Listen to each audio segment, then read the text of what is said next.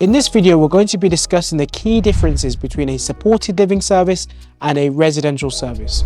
So the first key difference is control. Now, within a residential service or a care home, the resident doesn't necessarily have full control of, their living environment. So what I mean by this is that typically the residential service will have a set of rules whereby the service user needs to abide by.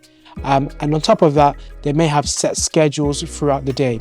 And within a supported living service, the service user has their own tenancy agreement, it's their own home, and they set their own rules. The second key difference is that within a supported living setting, you tend to find a more flexible approach when it comes to meeting people's needs, right? So the staffing is more tailored and more focused on that particular individual. So if somebody doesn't need care and support the full day, then you might have, staff coming in on an ad hoc basis that have been rostered in and agreed.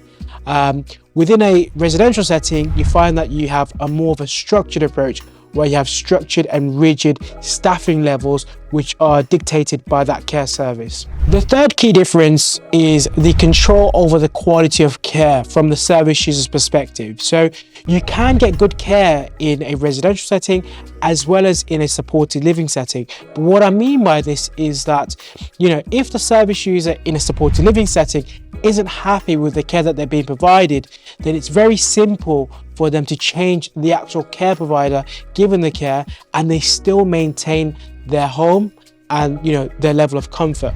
Now, if they are in a residential setting, they're not going to be able to do this because the provider controls the premises and owns the premises, and so what you tend to find is that they don't really have as much control in that particular setting.